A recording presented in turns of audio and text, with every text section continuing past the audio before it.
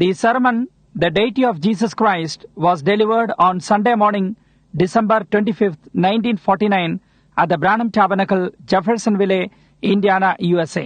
ദൈവനാമത്തിന് മഹത്വമുണ്ടാകട്ടെ. കർത്താവിൽ പ്രിയരെ, തിരുവചന പ്രകാരം ലാവോദിക്യ സഭയുടെ കാലമെന്ന് പറയപ്പെടുന്ന ഈ അന്ത്യകാലത്തിലെ സഭയുടെ ദൂതനും ഈ കാലത്തിനു വേണ്ടി ദൈവത്താൽ അയക്കപ്പെട്ട പ്രവാചകനെന്ന് ലോകമെങ്ങും അറിയുകയും അങ്ങനെ വിശ്വസിക്കപ്പെടുകയും ചെയ്യുന്ന കർത്താവിന്റെ എളിയദാസനായ സഹോദരൻ വില്യം മറിയൻ ബ്രൺഹാം അമേരിക്കയിലെ ഇന്ത്യാനയിലുള്ള ജെഫർസൺവിൽ എന്ന സ്ഥലത്തെ ബ്രൺഹാം കൂടാരത്തിൽ വെച്ച് 1949 ആണ്ട് ഡിസംബർ മാസം 25 ഞായറാഴ്ച രാവിലെ ചെയ്ത the deity of Jesus Christ, അതായത് യേശുക്രിസ്തുവിന്റെ ദൈവത്വം എന്ന പ്രസംഗം മലയാള പരിഭാഷയോട് കൂടിയത് നിങ്ങൾക്കിപ്പോൾ കേൾക്കാവുന്നതാണ്. ദൈവം നിങ്ങളെ അനുഗ്രഹിക്കട്ടെ. നന്ദിയുണ്ട് സഹോദരൻ ഗ്രഹാം. നിങ്ങൾക്കെല്ലാവർക്കും പ്രഭാതവന്ദനവും ക്രിസ്മസിന്റെ ആശംസകളും നേരുന്നു. ഈ കൂടാരത്തിലെ വാത്സല്യമേറിയ ഒരു കൂട്ടം ജനങ്ങളോടൊപ്പം ഇന്ന് രാവിലെ സമയം വീണ്ടും ആയിരിക്കാൻ കഴിയുന്നതിൽ വളരെ സന്തോഷമുണ്ട്. സഹോദരൻ ഗ്രഹാം ഞാനും കൂടി ഒരു കാര്യത്തെക്കുറിച്ച് ചർച്ച ചെയ്യുകയായിരുന്നു. സഹോദരൻ ബിൽ ഇന്ന് രാവിലെ സംസാരിക്കുവാനായി എന്തെങ്കിലും നിങ്ങളുടെ ഹൃദയത്തിലുണ്ടോ എന്ന് അദ്ദേഹം ചോദിച്ചു. ഞാൻ പറഞ്ഞു, ഉണ്ട്. അത് ക്രിസ്തു മാത്രമാകുന്നു. ആമേൻ. അത്രമാത്രം. നമുക്കെല്ലായ്പ്പോഴും അതുണ്ട്. അതിനാൽ അവൻ നമുക്കുള്ളത് പൊതുവായ ഒരു കാര്യമായിരിക്കുന്നു. ഡെലാസിൽ നിന്നും ഇന്നലെ താമസിച്ചാണ് എത്തിയത്. അത് ഏറ്റവും മഹത്വമേറിയ യോഗങ്ങളിൽ ഒന്നായിരുന്നു. നാം പ്രാർത്ഥിച്ചുകൊണ്ടിരുന്നതായ കാര്യങ്ങൾ ഇപ്പോൾ സംഭവിക്കാൻ പോവുകയാണ്. അതിപ്പോൾ സഭായോഗങ്ങളിലായിട്ട് ഒരു ദേശീയ ഉണർവിന് തയ്യാറെടുത്തുകൊണ്ടിരിക്കുന്നു. ഈ കൺവെൻഷന് വേണ്ടി ചെറുതും വലുതുമായ ശുശ്രൂഷയോടുകൂടിയ സകല സേവകരെയും ഇന്നലെയും കഴിഞ്ഞ കുറച്ച് ദിവസങ്ങളുമായി തമ്മിൽ കണ്ടുമുട്ടിയിരുന്നു. അവിടെ വെച്ച് 15,000-വും 20,000-വും പേരെ ഒരുമിച്ച് വഹിക്കുന്ന ശുശ്രൂഷയോടുകൂടിയ 15-18 ശുശ്രൂഷകരെ ഞങ്ങൾ കണ്ടിരുന്നു. അത് റെയ്മണ്ട് ടി റിച്ചിയും, ഉദാഹരണമായി പറഞ്ഞാൽ ബോസ്വർത്തും, ഓറൽ റോബർട്ട്സും, ജാക്സണും അതുപോലെയുള്ള മറ്റുപേരുമാണ്. സഹോദരൻ ജാക്സന്റെ കഴിഞ്ഞ രാത്രിയിലെ യോഗത്തിൽ തന്നെ 500 പേരോളം ഒരു വട്ടം പരിശുദ്ധാത്മാവ് സ്ഥിരീകരിക്കാനിടയായി. അത് അത്ഭുതകരമായ ഒരു കാര്യം തന്നെയാകുന്നു. ഞങ്ങൾ എല്ലാവരും കൂടി ഈ വർഷത്തിൽ ഒരുമിച്ച് പ്രവർത്തിക്കുന്നതിനുള്ള ഒരു യോജിപ്പിലെത്തിയിട്ട് തമ്മിൽ കണ്ടുമുട്ടുകയും ലോകം ഇതുവരെ കണ്ടിട്ടില്ലാത്തതും ലോകത്തെ ഉണർത്തുന്നതുമായ ഒരു പ്രവൃത്തി ചെയ്യുന്നതിനായി ദൈവം ഇവിടെ സന്നിഹിതനാണെന്ന് വിശ്വസിക്കുകയും ചെയ്യുന്നു. സ്നേഹിതരെ, നാം ഒരു അത്ഭുത കാര്യത്തിലേക്ക് പ്രവേശിക്കുകയാണെന്ന് ഞാൻ വിശ്വസിക്കുന്നു. ഈ ശുശ്രൂഷകർ അടുത്തു വരുന്നതായ ചൂട് സമയത്ത് എല്ലാ രാത്രിയിലും കർത്താവ് അനുവദിക്കുന്ന പക്ഷം അമേരിക്കയിൽ മൊത്തമായി ഒരേ സമയത്ത് 15-16 വ്യത്യസ്തമായ സ്ഥലങ്ങളിൽ 8,000-വും 10,000-വും ജനങ്ങളെ ഉൾക്കൊള്ളാൻ കഴിയുന്ന വലിയ കൂടാരങ്ങൾ ഉണ്ടാക്കിയിട്ട് യോഗങ്ങൾ നടത്തുന്നതായിരിക്കും. നമുക്കിപ്പോൾ ഒരു ഉണർവുണ്ടായിരിക്കുന്നു. അതിപ്പോൾ സഭായോഗങ്ങളിലായിട്ട് 100 കണക്കിന് ആളുകൾ പരിശുദ്ധാത്മ സ്നാനം പ്രാപിച്ച് ഇപ്പോൾ ദൈവരാജ്യത്തിൽ പ്രവേശിച്ചുകൊണ്ടിരിക്കുന്നു. ഇത് നാം മുൻകൂട്ടി കണ്ടിരുന്ന എന്തെങ്കിലും ഒരു കാര്യം പോലും ആയിരുന്നില്ല. എന്നാൽ അടുത്ത സമയത്തിനുള്ളിൽ തന്നെ ആയിട്ട് ദൈവം അതിപ്പോൾ തന്നെ ചെയ്തുകൊണ്ടിരിക്കുന്നു. അതെ ശ്രീമാൻ, അതെ സഹോദരൻ ഗ്രഹാം, ഞാൻ എല്ലായ്പ്പോഴും അതാണ് ആഗ്രഹിച്ചിരുന്നത്. നന്നായിരിക്കുന്നു. നിങ്ങൾക്കറിയാമോ, സഹോദരൻ ഗ്രഹാമും ഞാനും തമ്മിൽ നന്നായിട്ട് ഒരുമിച്ച് പ്രവർത്തിക്കും. അദ്ദേഹം അത്രയും പൊക്കമുള്ളവനും ഞാൻ അത്രയും പൊക്കം കുറഞ്ഞവനുമാകുന്നു. ചിലപ്പോൾ എനിക്ക് അതിൽ നിന്ന് കുറച്ച് കുലുക്കി വീഴ്ത്തേണ്ടതായിട്ടുണ്ട്. നന്ദിയുണ്ട് സഹോദരൻ ഗ്രഹാം. എനിക്കിപ്പോഴും ആ തീയെ സങ്കല്പിക്കാൻ കഴിഞ്ഞിട്ടില്ല. നമുക്കത് വേദിയിൽ ആവശ്യമായിരിക്കുന്നു. നമുക്ക് ആവശ്യമായിട്ടില്ലേ? ആമേൻ. കഴിഞ്ഞ രാത്രിയിൽ ഞങ്ങൾ എല്ലാവരും അവിടെ ഇരിക്കുകയും കൂടാതെ 1000-ഓളം പേർ എല്ലാവരും കൈയടിച്ചുകൊണ്ട് ദൈവത്തെ സ്തുതിക്കുമ്പോൾ അതൊരു മഹത്വമേറിയ സമയമായിട്ട് വേദിയിൽ അന്നേരം തന്നെ അഗ്നി കടന്നു വന്നു. വരുന്ന ചൂടുകാലത്തെ ഉണർവിന്റെ പ്രഖ്യാപനങ്ങൾക്കായി ഞങ്ങൾക്ക് വളരെയധികം സന്തോഷമുണ്ട്. ഞാൻ ഇവിടെയുള്ള സഭയോടൊപ്പം സഹോദരൻ ഗ്രഹാമിനോടും നിങ്ങളോടൊപ്പം അടുത്ത 8-10 ദിവസങ്ങൾ ഉണ്ടായിരിക്കുമെന്ന് ഊഹിക്കുന്നു. എനിക്ക് കഴിയാവുന്നിടത്തോളം സകല യോഗങ്ങളിലും സംബന്ധിക്കുവാൻ ഞാൻ ആഗ്രഹിക്കുന്നു. ഞങ്ങൾ ഹൂസ്റ്റൺ ടെക്സാസിലുള്ള കൊളസിയത്തിലേക്ക് ഇവിടെ നിന്ന് പുറപ്പെടുന്നതാണ്. 17,000-ഓളം ജനങ്ങൾക്ക് ഇരിപ്പിട സൗകര്യമുള്ള ഒരു വലിയ കെട്ടിടം ഞങ്ങൾക്ക് കിട്ടിയിട്ടുണ്ട്. കൂടാതെ ഒരു മഹത്തമായ സമയത്തെ ഞങ്ങൾ അവിടെ പ്രതീക്ഷിക്കുന്നു. അവിടെ പ്രാർത്ഥനയ്ക്കായുള്ള ഒരു നിരക്കായി ഞങ്ങൾ എല്ലാവരും ശ്രമിച്ചിരുന്നു. എന്നാൽ അതിന് കഴിഞ്ഞിരുന്നില്ല. പ്രാർത്ഥനയുടെ നിരയിൽ ഒരു ശുശ്രൂഷകൻ ഒരിടത്തും മറ്റൊരാൾ വേറൊരിടത്തുമായിരുന്നു. എന്നാൽ ഈ രീതിയിൽ അത് പ്രാവർത്തികമാകുകയില്ല. സഹോദരൻ ജാഗേഴ്സിന് മാത്രം അങ്ങനെ മുമ്പോട്ട് പോകേണ്ടി വന്നു. മറ്റൊരു കാര്യം കൂടി ഞാൻ പ്രഖ്യാപനാക്കാൻ ആഗ്രഹിക്കുന്നു. ഞങ്ങൾ കാൽഗരിയിൽ വെച്ചെടുത്തതുപോലെ സഹോദരൻ ജാഗേഴ്സ് അവിടെ നിന്നുകൊണ്ട് തന്റെ നിലപാടെടുത്തു. മിഷണറി ബാപ്റ്റിസ്റ്റുകാരും ഫ്രീവിൽ ബാപ്റ്റിസ്റ്റുകാരും മറ്റുള്ളവരും അദ്ദേഹത്തിന് വേണ്ടി നിന്നു. ടെക്സാസ് മുഴുവനും ബാപ്റ്റിസ്റ്റുകാരാണെന്ന് നിങ്ങൾക്കറിയാമല്ലോ. എന്നാൽ ഫണ്ടമെന്റൽ ബാപ്റ്റിസ്റ്റുകാർ അദ്ദേഹത്തിന്റെ ഈ പരിപാടിക്ക് വിരോധമായി എഴുന്നേറ്റു. അങ്ങനെ പത്രങ്ങളിലെല്ലാം അവർ അതിനെക്കുറിച്ച് എഴുതിയിരുന്നു. അവർ ബൈബിളിലെ ചോദ്യങ്ങൾ അദ്ദേഹത്തിന് എഴുതുകയും അദ്ദേഹം അതിന് മറുപടി കൊടുക്കുകയും ചെയ്തു. അവരുടെ സ്വന്തമായ തെളിവുകൾ കൊണ്ടുവന്നതിന് ശേഷം ഒരു രാഷ്ട്രീയപരമായ നിലപാടെടുക്കുകയും അത് പത്രങ്ങളിൽ പരസ്യപ്പെടുത്തുകയും ചെയ്തിരുന്നില്ല. അതിനാൽ സഹോദരൻ ജാഗേഴ്സും ഞങ്ങളും കൂടി ഒരു യോഗം വിളിച്ചു കൂട്ടുകയും അദ്ദേഹത്തെ സഹകരിക്കുന്ന 75-ഓളം ശുശ്രൂഷകന്മാർ ആ നഗരത്തിൽ നിന്ന് വരികയും ഞങ്ങൾ അതിന്റെ ഫോട്ടോസ്റ്റാറ്റ് കോപ്പിയെടുത്ത് ഇതാണോ സ്വതന്ത്രമായ പ്രസംഗം, ഇതാണോ വർത്തമാന പത്രത്തിന്റെ സ്വാതന്ത്ര്യം എന്ന് ചോദിച്ചുകൊണ്ട് അത് അയച്ചു കൊടുത്തു. അടുത്ത ദിവസം 10,000-ഓളം വരിസംഖ്യക്കാർ ഈ പത്രക്കാർക്ക് നഷ്ടപ്പെട്ടു പോയി. അവർ കരഞ്ഞുകൊണ്ട് ഞങ്ങളുടെ അടുക്കൽ വന്ന് മുട്ടുകുത്തി നിന്നുകൊണ്ട് പറഞ്ഞു, ഞങ്ങൾ സൗജന്യമായിട്ട് ഇത് പത്രത്തിൽ പരസ്യപ്പെടുത്തുന്നതാണ്. നിങ്ങൾക്കൊരു നയാ കാശ് പോലും ചിലവാക്കേണ്ട ആവശ്യമില്ല. സഹോദര, സഭയായി നിങ്ങൾ ഇത് ശ്രദ്ധിക്കുക. ഒരു വട്ടം ഞങ്ങൾ തീവണ്ടി പാളത്തിൽ കിടന്ന് ജീവിച്ചു. ഇനിയും അങ്ങനെ ജീവിക്കുന്നില്ല. ഞങ്ങൾ ഹാലലൂയ അവന്യൂവിൽ ഇപ്പോൾ ജീവിക്കുന്നു. അതെ ശ്രീമാൻ, കോടിക്കണക്കിൽ ഞങ്ങളുടെ നിരയായിരിക്കുന്നു. ഞങ്ങൾ വെറും 100 പേർ മാത്രമാണ് ഉണ്ടായിരുന്നത്. ഇപ്പോൾ ഞങ്ങൾ കോടിക്കണക്കിനായിരിക്കുന്നു. ഞങ്ങൾ ഒത്തൊരുമിച്ചിട്ട് സംഖ്യയിൽ അമേരിക്കയിലെ ഏറ്റവും ശക്തിയേറിയ സഭയാകുന്നു. ഓ, ഇത് ലോകത്തിലാണെന്ന് ഞാൻ ഊഹിക്കുന്നു. കഴിഞ്ഞ വർഷം തന്നെ 1,05,00,000 പേർ പരിവർത്തനം ചെയ്യപ്പെട്ടിരുന്നു. അതൊന്ന് ചിന്തിച്ചു നോക്കുക. 1,05,00,000 പരിവർത്തനങ്ങൾ സമ്പൂർണ്ണ സുവിശേഷ ജനങ്ങളായിരുന്നു. അത് കഴിഞ്ഞ വർഷത്തെ സാമാന്യമായ ക്രമപ്രകാരമാകുന്നു. ഓ, ഇപ്പോൾ ഞങ്ങൾ കടന്നു വരുന്നു. ഈ ചെറിയ പത്രങ്ങളും മറ്റും കത്തോലിക്കരെ കുറിച്ച് യാതൊന്നും സംസാരിക്കുകയില്ല. അവർക്ക് അവരെ പേടിയാണ്. നോക്കൂ, അത് ചെയ്യുന്നത് അവർക്ക് പേടിയാണ്. എന്നാൽ ഞങ്ങളുടെ എണ്ണം ഇപ്പോൾ നേരെ മേലേക്ക് പോയിക്കൊണ്ടിരിക്കുകയാണ്. നമുക്ക് അവകാശങ്ങളുണ്ട്. ദൈവത്താൽ നൽകപ്പെട്ടിട്ടുള്ള അവകാശത്തെ നമുക്ക് കൈവശമാക്കാം. അത് ശരിയാണ്. അതുകൊണ്ട് ദൈവം നമ്മുടെ സഹായവും പരിചയമായിട്ട് ഒരു ഉണർവിന് വേണ്ടി ഏറ്റവും നല്ലതായി ശ്രമിച്ചുകൊണ്ട് നാം മുമ്പോട്ട് നീങ്ങുകയാണ്. ഹോ, ഇവിടെ വെച്ചാണോ? എപ്പോഴാണ് നിർത്തേണ്ടതെന്ന് നിങ്ങൾക്ക് എന്നോട് പറയേണ്ടതായിട്ടുണ്ട്. അവിടെ വെച്ചാണല്ലേ? ശരി. എനിക്ക് ഇതുവഴി നടന്നു എന്ന് തിരികെ നോക്കാൻ കഴിയുമല്ലോ. അത്രമാത്രം നന്നായിരിക്കുന്നു. എത്ര പേർ ക്രിസ്മസ് നന്നായി അനുഭവപ്പെടുന്നവരുണ്ടോ? എങ്കിൽ ആമേൻ പറയുക. ഓ മായ, നോക്കൂ, ഇത് ആനന്ദത്തിന്റെ സമയമാകുന്നു. ഇത് നാം എല്ലാവരും കൂടി ഒത്തൊരുമിച്ച് ക്രിസ്തുവിനെ ആരാധിക്കുന്ന സമയമാകുന്നു. എന്റെ പക്കൽ ഒരു സന്ദേശമോ യാതൊന്നും തന്നെയുമോ ഇല്ല. അദ്ദേഹം അവിടെ സംസാരിച്ചു കൊണ്ടിരുന്നപ്പോൾ ഞാൻ ബൈബിൾ തുറന്നു നോക്കി. ക്രിസ്തുവിന്റെ ജനനം എവിടെയാണ് എന്ന് ചോദിച്ചുകൊണ്ട് ഞാൻ ഈ ഭാഗത്തേക്ക് മറിച്ചു നോക്കി. കാരണം എല്ലാവരും ആ വിഷയത്തെക്കുറിച്ചാണല്ലോ ഇപ്പോൾ സംസാരിക്കുന്നത്. അതുകൊണ്ട് കുറച്ചു നേരം എനിക്കത് വായിച്ചിട്ട് അതിൽ നിന്ന് എന്തെങ്കിലും കണ്ടുപിടിച്ചിട്ട് കർത്താവിന്റെ ആത്മാവ് എന്തെങ്കിലും എടുത്തു തരുന്നത് വരെ കാത്തു നിൽക്കേണ്ടതുണ്ട്. ഇപ്പോൾ തുടങ്ങുന്നതിന് വേണ്ടി വിശുദ്ധ ലൂക്കോസിന്റെ 1-ാം അധ്യായം എടുക്കാം. അത് ക്രിസ്തുവിന്റെ ജനനത്തിന്റെ തുടക്കമാണല്ലോ. നാം ഇവിടെ നിന്നും കുറച്ചു ഭാഗം വായിക്കുന്നതാണ്, അല്ലെങ്കിൽ വചനത്തിൽ നിന്നും എന്തെങ്കിലും പഠിപ്പിക്കുന്നതാണ്. കർത്താവ് നമുക്ക് വേണ്ടി എന്ത് തരുമെന്ന് നമുക്കറിയില്ല. എന്നാൽ അവൻ നമുക്കൊരു മഹത്തായ അനുഗ്രഹത്തെ തരുമെന്ന് നാം വിശ്വസിക്കുന്നു. ഞാൻ നിങ്ങളുടെ പ്രക്ഷേപണങ്ങൾ കേട്ടിരുന്നു. അത് നന്നായിരുന്നു. വചനത്തെ പ്രസംഗിച്ചുകൊണ്ട് മുമ്പോട്ട് തന്നെ നീങ്ങിക്കൊണ്ടിരിക്കുക. ക്രിസ്ത്യാനികൾക്ക് എപ്പോഴെങ്കിലും തമ്മിൽ ആവശ്യമുള്ള ഒരു സമയമുണ്ടെങ്കിൽ അത് ഇപ്പോഴാകുന്നുവെന്ന് ഞാൻ സഹോദരൻ ഗ്രഹാമിനോട് പറയുകയായിരുന്നു. അത് ഇപ്പോഴാകുന്നു. നിങ്ങൾ എന്ത് ചെയ്തിരുന്നാലും എല്ലാം ഒരു വശത്തേക്ക് ഇട്ടുകൊള്ളുക. കാരണം ദൈവകൃപയാൽ ഞാൻ വിശ്വസിക്കുന്നത്, അതായത് തമ്മിൽ നമുക്ക് എത്ര ആവശ്യമുണ്ടായിരിക്കുന്നു എന്നുള്ളതിനെ കുറിച്ച് സ്വല്പം ഞാൻ കുറച്ചു നേരത്തിനുള്ളിൽ തന്നെ സംസാരിക്കുന്നതാണ്. ഇപ്പോൾ നാം അഭിമുഖീകരിക്കുന്നത്, നിങ്ങൾക്ക് എന്നെ കേൾക്കാൻ കഴിയുമോ? ശരി. ഇപ്പോൾ നാം അഭിമുഖീകരിക്കുന്നതും ചരിത്രത്തിൽ വെച്ച് സകല മനുഷ്യരുടെ മുമ്പിൽ ഇതുവരെ ഒരുക്കിയിട്ടുള്ള നാടകത്തിലേക്ക് നാം നോക്കുന്നതും ഇപ്പോൾ നമ്മുടെ മുമ്പിൽ പ്രവർത്തിച്ചുകൊണ്ടിരിക്കുകയാണ്.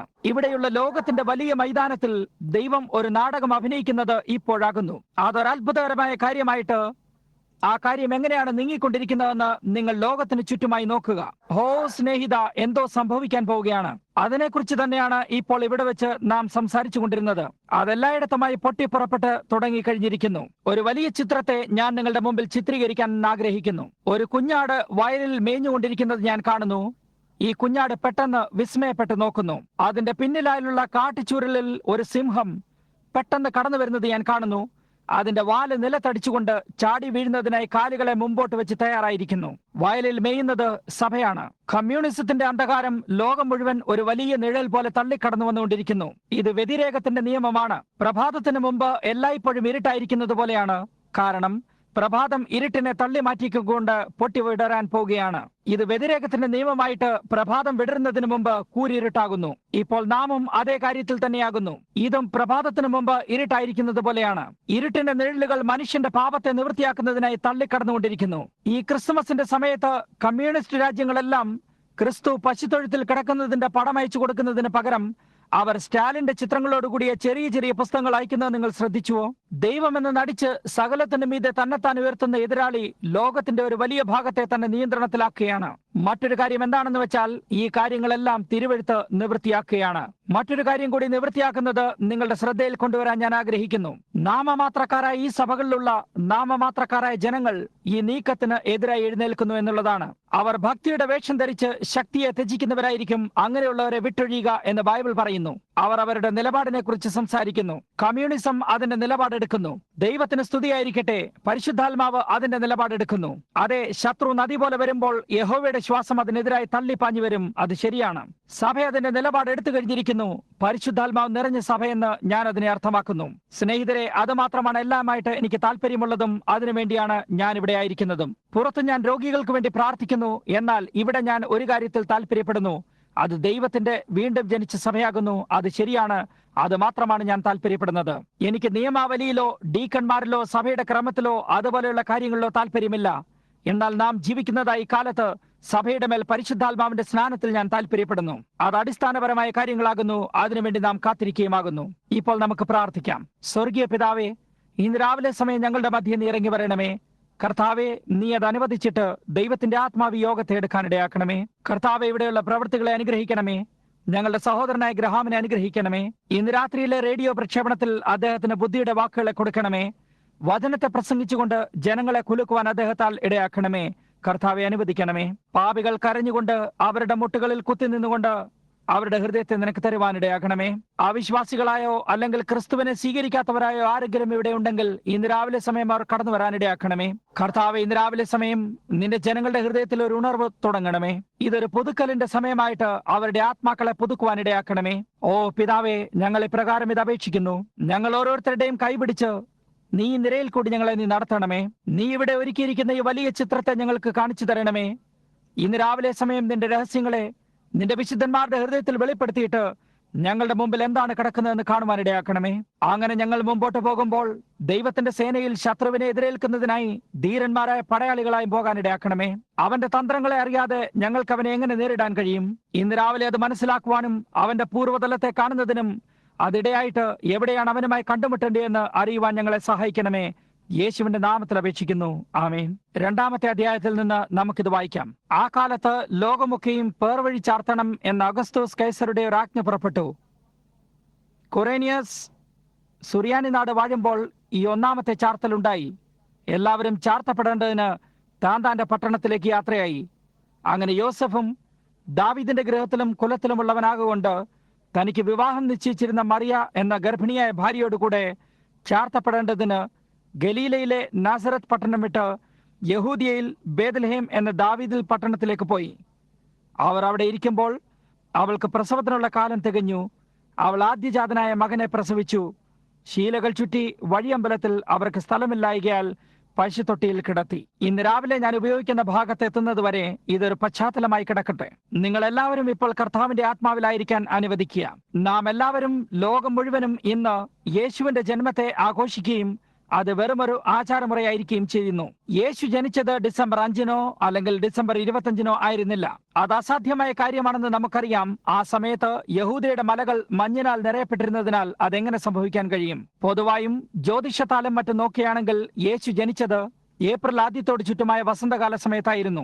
എന്നാൽ ഈ ദിവസത്തെ അവന്റെ ലോകത്തിലേക്കുള്ള വരവിനെ ഓർത്തുകൊണ്ട് ആരാധനയ്ക്കായി മാറ്റിവെച്ചിരിക്കുന്നു. അത് കൊള്ളാം. ദൈവം ലോകത്തിന് നൽകിയിട്ടുള്ള ദാനങ്ങളിൽ വെച്ച് ഏറ്റവും മഹത്തായ ഒരു ദാനം യേശു ക്രിസ്തുവാകുന്നു എന്ന് നമുക്കറിയാം. ഇന്ന് രാവിലെ ഞാൻ അവൻ ആരായിരുന്നു എന്നുള്ളതിന്റെ അവന്റെ ദൈവത്വത്തെക്കുറിച്ച് സംസാരിക്കാൻ ആഗ്രഹിക്കുന്നു. വളരെ പേർക്ക് അവൻ തൊഴുത്തിൽ കിടക്കുന്ന വെറും ഒരു ശിശുവാകുന്നു.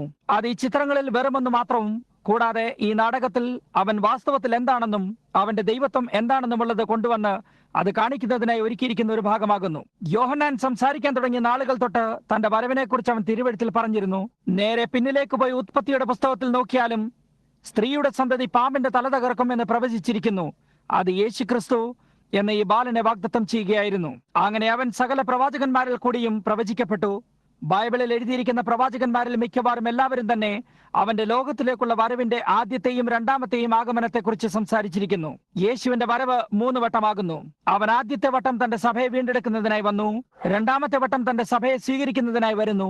3-ാമത്തെ വട്ടം തന്റെ സഭയോടൊപ്പം വരുന്നു. ബൈബിളിൽ എല്ലാ കാര്യങ്ങളിലും 3-ലും തൃത്വത്തിലുമായി സഞ്ചരിക്കുന്നു.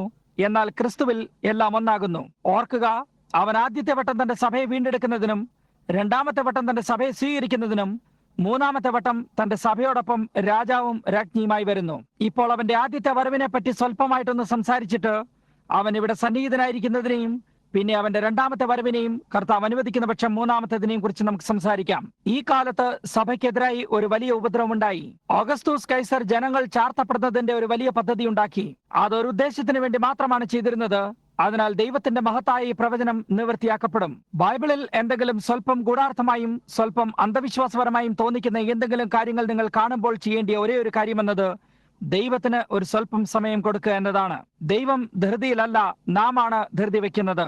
നിങ്ങൾ സ്വല്പ സമയം ദൈവത്തിനായി കാത്തിരിക്കുകയാണെങ്കിൽ ആ പഴയ പ്രവചനത്തിന്റെ ചക്രങ്ങളും ചക്രപ്പല്ലുകളും നേരെ ഈ ചിത്രത്തിലേക്ക് ഉരുണ്ടുവരുന്നത് നിങ്ങൾക്ക് കാണാം. ഒരു ചിത്രം വികാസിതമാക്കി കൊണ്ടുവരുന്നത് പോലെ അത് വരും. ഇത് കഴിഞ്ഞ ദിവസം ആരോ ദൈവം എന്താകുന്നു എന്ന് ചോദിച്ച മാതിരിയാണ്. കോടിക്കണക്കിന് വർഷങ്ങൾക്ക് മുമ്പ് അതിപ്പോൾ അതിവിടെയുള്ള ഒരു ശൂന്യസ്ഥലം പോലെയാണ്. അതിനുശേഷം അവൻ ലോഗോസിൽ ഒന്നിച്ചു കൂടുകയും പിന്നെ ക്രിസ്തുവിലേക്ക് വരികയും ചെയ്തു. ഇത് ദൈവം ഭൂമിയിലേക്ക് വരികയും പിന്നെ വീണ്ടും തിരികെ ദൈവമാകുന്നതും പോലെയാണ്. ഞാൻ എന്താണ് അർത്ഥമാക്കുന്നത് നിങ്ങൾ കാണുന്നില്ലേ? അങ്ങനെ ശൂന്യസ്ഥാനത്ത് നിന്നും ചുറ്റിത്തിരിഞ്ഞുകൊണ്ട് നിത്യതയിൽ നിന്നും താഴേക്ക് വരികയും പിന്നെ അത് ചുറ്റിത്തിരിഞ്ഞ് ലോഗോസിലേക്ക് വരികയും ലോഗോസിൽ നിന്നും മനുഷ്യനിലേക്കും അതിനുശേഷം വീണ്ടും തിരികെ പോവുകയുമാകുന്നു. അത് വീഴ്ച പറ്റിയ മനുഷ്യനെ വീണ്ടെടുക്കുന്നതിന്റെ ഉദ്ദേശത്തിന് മാത്രമായിട്ടാകുന്നു. അവൻ ഒരു വീണ്ടെടുപ്പുകാരനായി വന്നത് അതിനു വേണ്ടിയായിരുന്നു. ദൈവത്തിന് ഒരു വീണ്ടെടുപ്പുകാരനാകുന്നതിന് മുമ്പ് നിയമപ്രകാരം അവനൊരു ബന്ധുക്കാരനായ വീണ്ടെടുപ്പുകാരനാകേണ്ടിയിരിക്കുന്നു. അവന് നമ്മുടെ ബന്ധുക്കാരനാകേണ്ടിയിരിക്കുന്നു. ആദിയിൽ ദൈവം തന്റെ ആദ്യത്തെ മനുഷ്യനെ ഒരാത്മീയ മനുഷ്യനായി ഉണ്ടാക്കി. ആത്മാവ് മനുഷ്യന്റെ അദൃശ്യഭാഗമായിട്ട് നിങ്ങൾ അതിനെ കാണുന്നില്ല. ദൈവം മനുഷ്യനെ തന്റെ സ്വന്തം സ്വരൂപത്തിൽ സൃഷ്ടിച്ചു. നിങ്ങൾ എന്നെ ശ്രദ്ധിക്കുന്നുണ്ടോ? ശരി, ദൈവം മനുഷ്യനെ തന്റെ സ്വരൂപത്തിൽ സൃഷ്ടിച്ചു.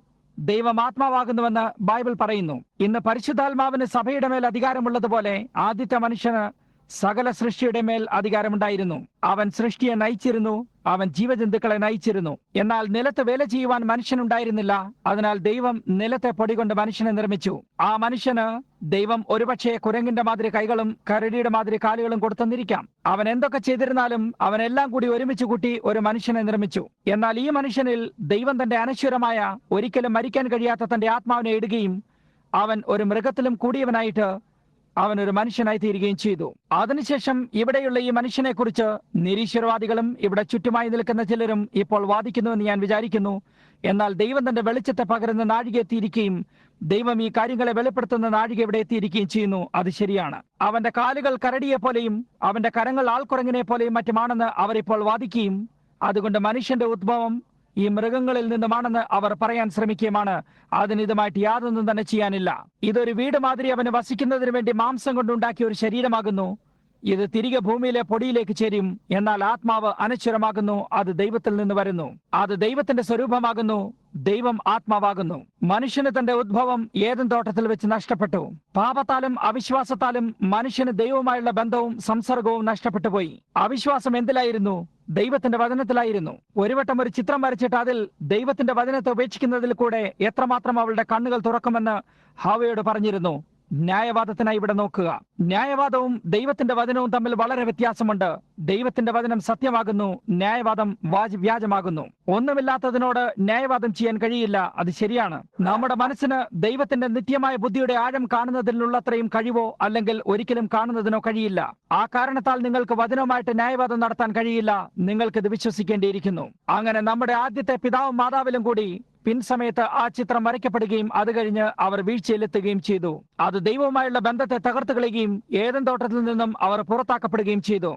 ആ നാഴിക തൊട്ട് ദൈവം തന്റെ നഷ്ടപ്പെട്ടു പോയ മകനായിട്ട് ആ തോട്ടത്തിൽ അങ്ങോട്ടും ഇങ്ങോട്ടും ഓടി നിലവിളിച്ചുകൊണ്ട് തേടി നടക്കുന്നു. ദൈവത്തിന് അവനെ വീണ്ടെടുക്കുന്നതിനുള്ള ഏക വഴി എന്നത് അവൻ തന്നെ സ്വയം ഇറങ്ങി വന്ന് വീണ്ടെടുപ്പ് നടത്തുക എന്നതാണ്. മറ്റാരെയെങ്കിലും വിടുകയോ മറ്റെന്തെങ്കിലുമായിട്ട് വരികയോ അല്ല. അവനൊരു ദൂതനെ അയക്കാൻ കഴിയുകയില്ല. അത് ശരിയായ കാര്യമല്ല. എന്നാൽ മനുഷ്യനെ വീണ്ടെടുക്കുന്നതിനായുള്ള ഏക വഴി എന്നത് അവൻ സ്വയം തന്നെ താഴേക്ക് ഇറങ്ങി വന്ന് വീണ്ടെടുപ്പ് നടത്തുക എന്നതാണ്. ഉദാഹരണമായിട്ട് ഇവിടെ ആരെങ്കിലും തെറ്റ് ചെയ്യുകയും ഞാൻ ഈ ഒരു കൂട്ടം ജനങ്ങളുടെ മേൽ ന്യായാധിപതിയുമാണെന്നിരിക്കട്ടെ. അങ്ങനെ നിങ്ങളുടെ മേൽ എനിക്ക് ന്യായവിധി നടത്തുന്നതിനുള്ള അധികാരമുണ്ടായിരിക്കെ ആരെങ്കിലും പാപം ചെയ്തിട്ട് ഞാൻ സഹോദരൻ ഗ്രഹാമിനോട് അതിന്റെ പിഴയടക്കുക എന്ന് പറയുകയാണെങ്കിൽ അത് നീതിപരമായ കാര്യമായിരിക്കില്ല. ഞാൻ എന്റെ സ്വന്തം മകനോട് തന്നെ പിഴയടക്കുക എന്ന് പറഞ്ഞാലും അതൊരു നീതിപരമായ കാര്യമായിരിക്കില്ല. എനിക്ക് നീതിമാനായിരിക്കാൻ കഴിയുന്നതിനുള്ള ഏക വഴി എന്നത് അവന്റെ സ്ഥാനത്തെ ഞാൻ സ്വയം എന്റെ മേലെടുക്കുമ്പോൾ മാത്രമാണ്. പിന്നെ എന്താണ്? ഞാൻ തന്നെയാണ് ന്യായവിധിക്ക് ഉത്തരവ് കൊടുത്തിരിക്കുന്നത്. അതിനുശേഷം ഞാൻ ആ മനുഷ്യനെ വീണ്ടെടുക്കാൻ ആഗ്രഹിക്കുന്നെങ്കിൽ എനിക്ക് സ്വയമായി അവന്റെ സ്ഥാനത്തെ എടുക്കേണ്ടതുണ്ട്. നിങ്ങൾ ഇപ്പോഴും എന്നെ ശ്രദ്ധിക്കുന്നുണ്ടോ? ഇപ്പോൾ ശ്രദ്ധിക്കുക. ഒരു കാര്യം ഞാൻ നിങ്ങൾ ശ്രദ്ധിക്കാൻ ആഗ്രഹിക്കുന്നു. ദൈവത്തിന് സ്വയമായി മനുഷ്യനെ വീണ്ടെടുക്കുന്നതിനുള്ള ഏക വഴി എന്നത് താഴേക്കിറങ്ങി വന്ന് അവന്റെ സ്ഥാനത്തെ എടുക്കുക എന്നതാണ്. ഇത് മോശയാൽ നൽകപ്പെട്ട വീണ്ടെടുപ്പിന്റെ നിയമമായിരുന്നു. അതായത് അതൊരു ബന്ധുക്കാരനായ വീണ്ടെടുപ്പുകാരനിൽ കൂടെ ആയിരിക്കണം. അതിനുവേണ്ടി ഒരു മനുഷ്യൻ അതിനുള്ള യോഗ്യത ഉണ്ടായിരിക്കണം. അതിന്റെ വിലയ്ക്ക് തക്ക യോഗ്യത ഉണ്ടായിരിക്കണം.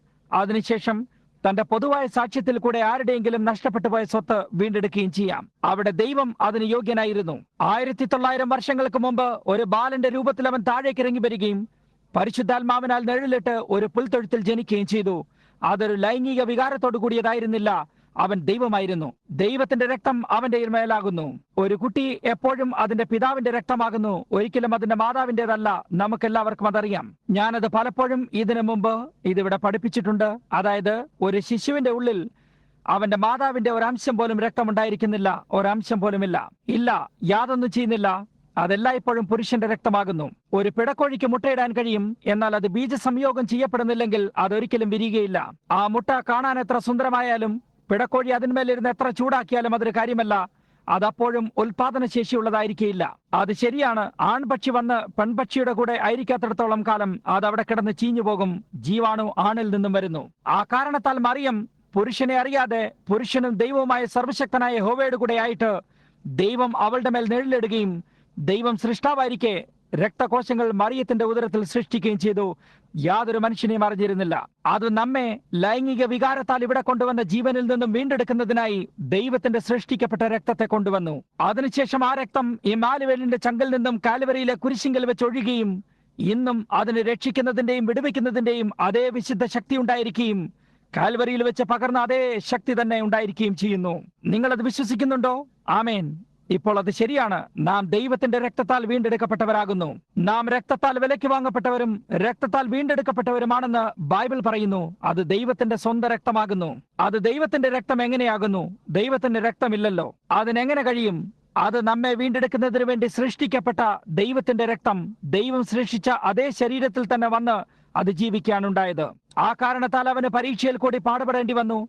അവന് പരീക്ഷയിൽ പാടുപെടാൻ കഴിയില്ലായിരുന്നു. അവന് ലൈംഗികപരമായ പരീക്ഷയെ സഹിക്കേണ്ടി വന്നു. സാത്താനാൽ പരീക്ഷിക്കപ്പെടാൻ കഴിയാവുന്ന അവന്റെ എല്ലാവിധ വാഴ്ചകളോടും അധികാരങ്ങളോടും അങ്ങനെ എല്ലാവിധ പരീക്ഷകളും അവന് സഹിക്കേണ്ടി വന്നിരുന്നു. ഇത് ചെയ്യുന്നതിന് വേണ്ടി അവൻ അതെല്ലാം സഹിക്കേണ്ടി വന്നിരുന്നു. ദൈവത്തിന് ആത്മാവിലായിക്കൊണ്ട് അത് കഴിയുകയില്ല.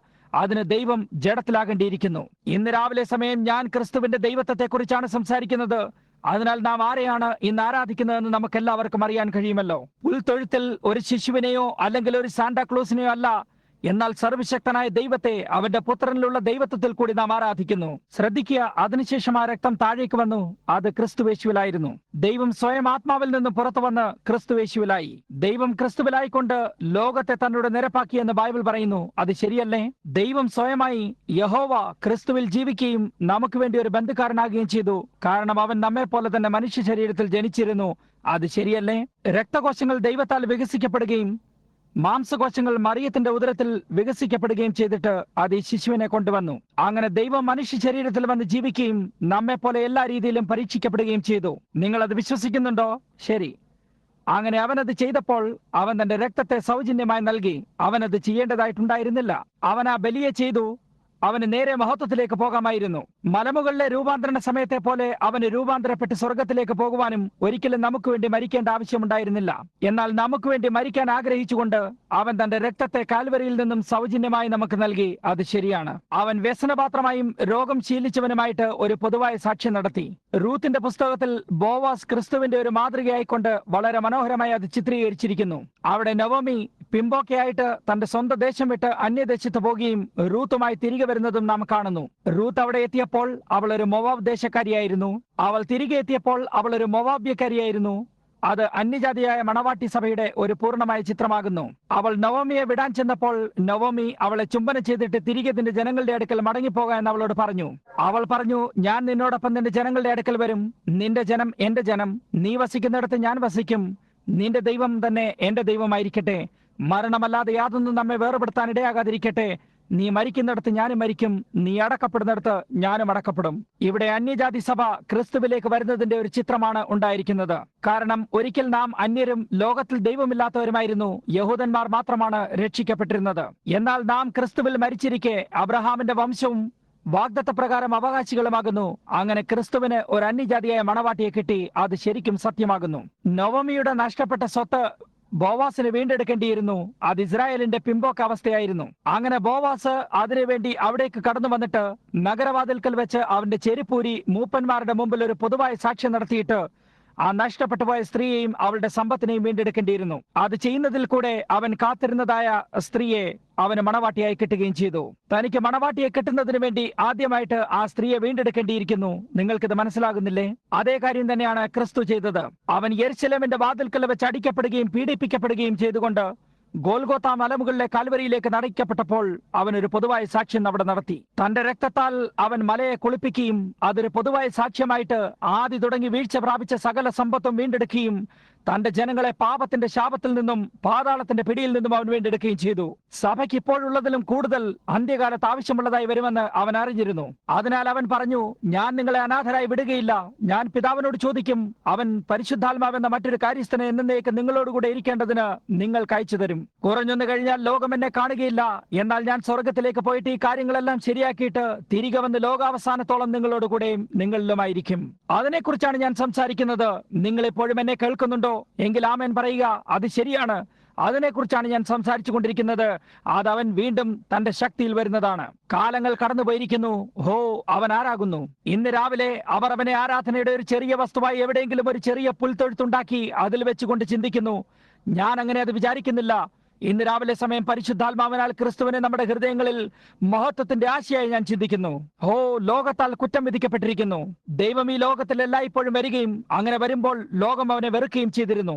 നോഹയുടെ കാലത്തെ പോലെ മനുഷ്യപുത്രന്റെ വരവിലുമാകും സ്നേഹിതരെ നാം ആ നാളുകളിൽ എത്തിയിരിക്കുന്നു. ഇപ്പോൾ ശ്രദ്ധിക്കുക, കുറഞ്ഞൊന്നു കഴിഞ്ഞാൽ ലോകം എന്നെ കാണുകയില്ല, നിങ്ങളോ എന്നെ കാണും. കാരണം ലോകാവസാനത്തോളം ഞാൻ നിങ്ങളോട് കൂടെയും നിങ്ങളുടെ ഉള്ളിലുമായിരിക്കും. അത് ശരിയാണ്. അവൻ ഇപ്പോൾ ഇവിടെയായിരിക്കുന്നു. ഈ ദിവസങ്ങളിലും അവന്റെ വലിയ ചിത്രം എല്ലായ്പ്പോഴും ചുറ്റിക്കറങ്ങിക്കൊണ്ട് അതേ കാര്യങ്ങളെ തന്നെ സംഭവിപ്പാൻ ഇടയാക്കുന്നത് നാം ഇപ്പോൾ കാണുന്നു. ഈ മഹത്തായ നാടകം ഒരുക്കപ്പെട്ടിരിക്കുകയും മഹത്തായ കാര്യങ്ങൾ സംഭവിച്ചു കാണുന്നത് കാണാൻ നാം തയ്യാറായും ഇരിക്കുന്നു.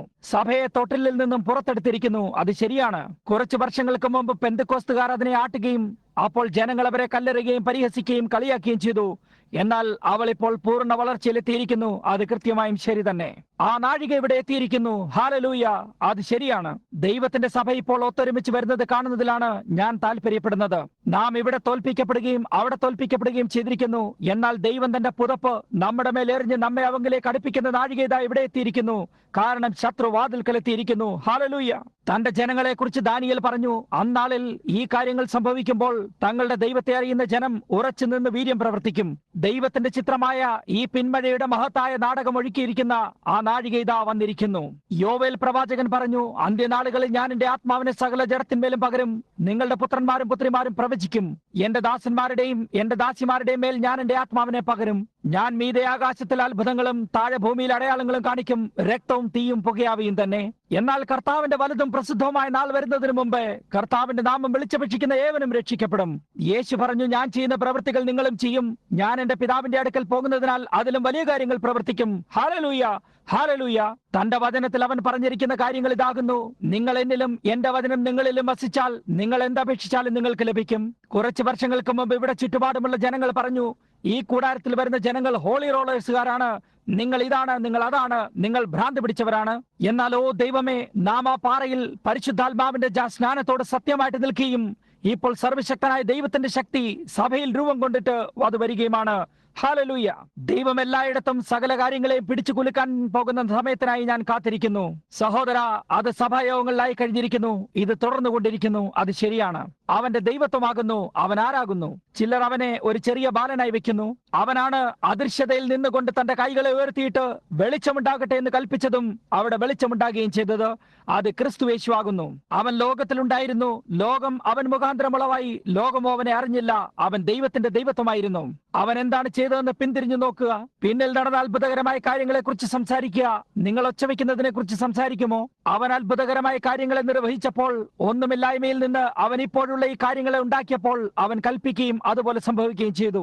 അതേ ശക്തിയും അതേ ക്രിസ്തുവും തന്നെയാകുന്നു. ഹല്ലേലൂയ. അടിസ്ഥാനപരമായ കാര്യങ്ങളെ പറയുന്നവർ ദൈവത്തിന്റെ ശക്തിയെ നിഷേധിച്ചുകൊണ്ട് ഇത് തെറ്റാണെന്ന് പറയുന്നു. എന്നാൽ ലോകത്തെ നിലവിലാക്കിയ അതേ ശക്തി ഇന്ന് പരിശുദ്ധാത്മാ പ്രാപിച്ച ജനങ്ങളിലായിരിക്കുന്നു. അത് ശരിയാണ്. പുരുഷന്മാരും സ്ത്രീകളുമായുള്ളവരെ നിങ്ങൾ ആരാണെന്ന് കണ്ടുപിടിക്കേണ്ട സമയമായിരിക്കുന്നു. സാത്താൻ നിങ്ങൾ വെറും ഒരു ഭീരുവാണെന്നും മറ്റും പറഞ്ഞുകൊണ്ട് പിന്നിലേക്ക് മറച്ചു വെക്കാൻ ശ്രമിക്കുകയാണ്. എന്നാൽ നിങ്ങൾ അതല്ല. നിങ്ങൾ ദൈവത്തിന്റെ പുത്രന്മാരും പുത്രിമാരുമാകുന്നു. ദൈവത്വം സ്വർഗത്തിലല്ല, അത് നിങ്ങളിലാകുന്നു. ഹല്ലേലൂയ. എന്നെ ഒരു ഭ്രാന്തനായിട്ട് നിങ്ങൾ കരുതുമെന്ന് എനിക്കറിയാം. എന്നാൽ സഹോദര, ഞാൻ നിങ്ങളോട് ചില കാര്യങ്ങൾ പറയട്ടെ. സർവശക്തനായ ദൈവം നിങ്ങളിൽ വസിക്കുന്നുവെന്ന് നിങ്ങൾ തിരിച്ചറിയുമ്പോൾ അത് അനശ്വരമായ ജീവനാകുന്നു. എന്റെ ജീവൻ ഞാൻ നിനക്ക് തരുന്നു. അത് ജോയിയാകുന്നു. ദൈവത്തിന്റെ ജീവൻ മനുഷ്യന്റെ ഉള്ളിലാകുന്നു. ആദിയിൽ അവൻ ഉണ്ടായിരുന്നു. സകലത്തിന്റെയും സൃഷ്ടാവ് അവനാകുന്നു. അവൻ ജീവനെ നിർമ്മിച്ചു. തവളകളെയും ഈ തേനീച്ചകളെയും താറാവുകളെയും കോഴികളെയും മൃഗങ്ങളെയും എല്ലാത്തിനെയും അവൻ സൃഷ്ടിച്ചു. അവനാൽ സൃഷ്ടിക്കപ്പെടാത്ത യാതൊന്നും ഉണ്ടായിരുന്നില്ല. ആരാലാണ്? ദൈവത്വമായ ക്രിസ്തുവിനാലാകുന്നു. മിസ്രൈമിൽ ബാധകളെയും മറ്റെല്ലാ കാര്യങ്ങളെയും അവൻ കൊണ്ടുവന്നു. ആരാണ് കൊണ്ടുവന്നത്? ക്രിസ്തുവായിരുന്നു. അവൻ സിംഹത്തിന്റെ വായടച്ചു, തീയുടെ ബലം കെടുത്തി, വാളിന്റെ വായ്ക്ക് തെറ്റി, മരിച്ചവരെ ഉയർത്തെഴുന്നേൽപ്പിച്ചു. ആരായിരുന്നു അത്? ക്രിസ്തുവായിരുന്നു. ഹോ ദൈവമേ, ഇതെന്തായിരിക്കുന്നു? അവൻ ആരാകുന്നു? ക്രിസ്തു ദൈവമാകുന്നു. സഹോദര സഹോദരി, ആ ദൈവത്വം നിങ്ങളിലാകുന്നു. കുറഞ്ഞൊന്ന് കഴിഞ്ഞാൽ ലോകം എന്നെ കാണുകയില്ല, നിങ്ങളോ എന്നെ കാണും. ഞാൻ ലോകാവസാനത്തോളം നിങ്ങളുടെ കൂടെയും നിങ്ങളുടെ ഉള്ളിലുമായിരിക്കും. ക്രിസ്തു പുൽത്തൊഴുത്തിലാണോ? അല്ല, ക്രിസ്തു നിങ്ങളിലാകുന്നു. ഹല്ലേലൂയ. നാം ക്രിസ്തുവിനെ പുൽത്തൊഴുത്തിലല്ല ആരാധിക്കുന്നത്, എന്നാൽ ക്രിസ്തു നിങ്ങളിലാകുന്നു. അത് ജീവന്റെ ആശയായ പരിശുദ്ധാത്മാവാകുന്നു. ഹല്ലേലൂയ. സൃഷ്ടാവായ ദൈവം സ്വയമായ മനുഷ്യനിൽ വസിക്കുന്നതാകുന്നു. നാം ഇന്നതാകുമെന്ന് ഇതുവരെ പ്രത്യക്ഷമായില്ല, എന്നാൽ നാം അവനെ താൻ ഇരിക്കും പോലെ തന്നെ കാണും. കാരണം മനുഷ്യന്റെ ആത്മാവ് അവനെ പോലെ തന്നെ നിർമ്മിക്കപ്പെട്ടിരിക്കും. അവന് വേണ്ടി എങ്ങും സ്ഥലമില്ല. ഇവിടെ ചുറ്റുമുള്ള ആളുകൾ അവർ ക്രിസ്തുവിന്റേതാകുന്നുവെന്നും അവരുടെ സഭ ക്രിസ്തു സഭയാണെന്നും പറയുന്നു. കഴിഞ്ഞ രാത്രിയിൽ എന്താണ് സംഭവിച്ചത്? ക്രിസ്തുമസിന്റെ സമ്മാനങ്ങൾ തുറക്കപ്പെട്ടു. ഡാഡിക്ക് എന്തായിരുന്നു സമ്മാനമെന്ന് നമുക്ക് നോക്കാം. ക്രിസ്തുമസ് മരത്തിന്റെ അടിയിലായി കഴിഞ്ഞ രാത്രിയിൽ പല മനുഷ്യരും ഒരു പെട്ടി നിറച്ച് ബിയർ എന്ന മദ്യം വെച്ചിരുന്നു. യേശുവിനായി യാതൊരിടവുമില്ല. എല്ലായിടത്തും ബിയർ എന്ന മദ്യമായിരുന്നു. അമ്മയ്ക്കുള്ള സമ്മാനം തുറക്കപ്പെട്ടു. ഒരു കൂടി ചീട്ടായിരുന്നു. ക്രിസ്തുവിന് യാതൊരിടവുമില്ല. ചീട്ടിനാണ് ഇടമുള്ളത്. അത് ശരിയാണ്. കുഞ്ഞുങ്ങൾക്ക് വേണ്ടി ഒരു ചെറിയ ബൈബിളോ മറ്റെന്തെങ്കിലും അയക്കുന്നതിന് പകരം ജീമാന്റെ ബുക്കുകളും അതുപോലെയുള്ള കാര്യങ്ങളുമായിരുന്നു. യേശുവിന് യാതൊരിടവുമില്ല. പള്ളിയിൽ പോകുന്നതിന് പകരം അവർ ഒരു സിനിമ കാണുന്നതിനോ നൃത്തം ചെയ്യുന്നതിനോ പോയിട്ട് അവരെ തന്നെ ക്രിസ്ത്യാനികൾ എന്ന് വിളിക്കുന്നു. സഹോദര, ദൈവത്തിന്റെ ദൈവത്വം പരിശുദ്ധാത്മാവിൽ കൂടെ ഒരു മനുഷ്യന്റെ ഹൃദയത്തിലേക്ക് വരുമ്പോൾ അത് ക്രിസ്തു സൃഷ്ടിക്കാത്ത സകലത്തിനെയും വിളിച്ച് പുറത്താക്കുന്നു. അത് സത്യമാണെന്ന് നിങ്ങൾക്കറിയാം. ദൈവം ക്രിസ്തുവെന്ന മഹത്വത്തിന്റെ ആശ നിങ്ങളിലാകുന്നു. അതൊരു തൊട്ടിലല്ല, നിങ്ങളിലാകുന്നു. അതൊരു വട്ടം ദൈവം ആദിയിലായിരുന്നു. അതിനുശേഷം അവൻ മോശയിൽ വന്നു, അവൻ ഇസ്രായേൽ മക്കളിൽ വന്നു, അവൻ പുൽത്തൊഴുത്തിൽ വന്നു. എന്നാൽ ഇപ്പോൾ ക്രിസ്തു നിങ്ങളിലായിരിക്കുമ്പോൾ അവർ അവനെ ഏതോ ചില പുരാതന ചരിത്രപ്രകാരം ഇവിടെ ഇപ്പോൾ ആരാധിക്കുന്നു. ഇന്ന് അവൻ ഇവിടെ ആയിരിക്കുന്നു. ദൈവപുത്രൻ ഇവിടെ പ്രവർത്തിച്ചു കൊണ്ടിരിക്കുന്നു. അവന്റെ മഹത്തായ സഭ മുമ്പോട്ട് നീങ്ങിക്കൊണ്ടിരിക്കുന്നു. ഇന്ന് സഭയ്ക്ക് സൂപ്പിന്റെ അത്താഴവും അപ്പത്തിന്റെയും ഇറച്ചിയുടെയും അത്താഴവും ആരാണ് ഏറ്റവും നല്ലപോലെ വസ്ത്രം ധരിക്കുന്നതെന്നും പള്ളിയിൽ ആഡംബരത്തോടും മഹിമയോടും കൂടെ പോകുകയും ആരുടേതാണ് ഏറ്റവും നല്ല സഭയെന്നും നല്ല ഇരിപ്പിടമെന്നും ആർക്കിത് വായിക്കാൻ അറിയാം, ആർക്കത് വായിക്കാൻ അറിയാമെന്നും മറ്റെല്ലാമാകുന്നു. ക്രിസ്തുവിന് യാതൊരിടവുമില്ല. എല്ലായ്പ്പോഴും അവർക്ക് പ്രാർത്ഥനയെ കൂടാതെ മറ്റെന്തെങ്കിലും ഉണ്ടായിരിക്കുന്നു. അവർക്ക് ഇതിലും കൂടുതൽ പ്രാർത്ഥിക്കാൻ കഴിയില്ല. അവർക്ക് മറ്റെന്തെങ്കിലും ചെയ്യാനിടയുണ്ട്. അവർക്കിനിയും പ്രാർത്ഥിക്കാനായി കൂടുതലായി കഴിയുന്നില്ല. അവർക്കിനിയും സ്നേഹിക്കാനോ ഇതിനു മുമ്പ് ചെയ്തതുപോലെ ദൈവത്തെ സേവിക്കാനോ കഴിയില്ല. സത്രത്തിൽ അവന് യാതൊരിടവുമില്ല. സ്നേഹിത, ഇത് അന്ത്യസമയമാകുന്നു. സത്രത്തിൽ അവന് യാതൊരിടവുമില്ല. ആ സത്രം എന്താണ് അർത്ഥമാക്കുന്നതെന്ന് എനിക്കറിയാം. എന്നാൽ ഈ കാര്യത്തിനായി ഞാനത് സൂചിപ്പിക്കുക മാത്രമാണ്. എന്നാൽ ബൈബിൾ പറയുന്നു, അന്നാളിൽ ബദാം വൃക്ഷം പൂക്കും, രോചനക്കുരു ഫലിക്കാതെ വരും, മനുഷ്യൻ തന്റെ ശാശ്വത ഭവനത്തിലേക്ക് പോകും, വിലാപം കഴിക്കുന്നവർ വീതിയിൽ ചുറ്റി സഞ്ചരിക്കും. അന്ന് വെള്ളിച്ചരട് അറ്റുപോകും, ഉറവിങ്കിലെ കുടമുടയും. ഹോ എന്റെ സ്നേഹിത, ദൈവം കരുണ കാണിക്കട്ടെ. എന്നാൽ സന്ധ്യാസമയത്ത് വെളിച്ചമാകും എന്നുകൂടി പ്രവാചകൻ പറഞ്ഞു. അത് ശരിയാണ്. മഹത്വത്തിന്റെ വഴി നീ തീർച്ചയായും കണ്ടെത്തും. അത് ശരി തന്നെ. സന്ധ്യാസമയം ഇതായെത്തിയിരിക്കുന്നു. ഒരിക്കൽ പുൽത്തൊഴുത്തിന്റെ അനുഭവത്തിൽ കൂടി വസ്ത്രധാരണം ചെയ്ത് കടന്നു വന്ന സഭ ഇപ്പോൾ ഒരു സ്ഥാനത്തെത്തിയിട്ട് സർവശക്തനായ ദൈവത്തിന്റെ ശക്തിയും ദൈവത്വവും മനുഷ്യനിൽ വസിക്കുന്നുവെന്ന് ഇപ്പോൾ തിരിച്ചറിയുന്നു. ഓ സഹോദര സഹോദരി, യേശുവിന്റെ നാമത്തിൽ ഇന്ന് രാവിലെ ഞാൻ നിങ്ങളോട് സംസാരിക്കട്ടെ. നിങ്ങൾ എപ്പോഴും എന്നെ കേൾക്കുന്നുണ്ടോ? ഓ, ഞാൻ നിങ്ങളോട് ചില കാര്യങ്ങൾ പറയട്ടെ. സ്ത്രീയും പുരുഷനും ഒരേപോലെ കാണപ്പെടുന്ന സമയം വരുന്നു. അവർ ഒരേപോലെ വസ്ത്രധാരണം ചെയ്തിട്ട് തിരിച്ചറിയാൻ പ്രയാസമായിരിക്കുന്നു. അത് ശരിയാണ്. ബൈബിളിൽ പറഞ്ഞിരിക്കുന്ന കാര്യങ്ങളെല്ലാം സംഭവിക്കുകയും അതിവിടെ എത്തിയുമിരിക്കുന്നു. അത് ശരിയാണ്. അത് സത്യമാണെന്ന് നിങ്ങൾക്കറിയാം. അത് സത്യമാണോ? അത് സത്യമാണോ? അത് സത്യമാകുന്നു. അവർ ഒരേപോലെ പെരുമാറുകയും ഒരേപോലെ കാണപ്പെടുകയും ഒരേപോലെ ശപിക്കുകയും ഒരേപോലെ സംസാരിക്കുകയും ചെയ്യുന്നു. അവർ ഈ രീതിയിലായിരിക്കുമെന്ന് ബൈബിൾ പറയുന്നു. അവൻ പറഞ്ഞു, അന്ത്യനാളുകളിൽ ദുർഘട സമയങ്ങൾ വരും. മനുഷ്യർ ദൈവപ്രിയമില്ലാത്ത സ്വസ്നേഹികളും സൽഗുണദേശികളും ദൂഷകന്മാരുമായിരിക്കും. അതിവിടെ ആയിരിക്കുന്നില്ലേ?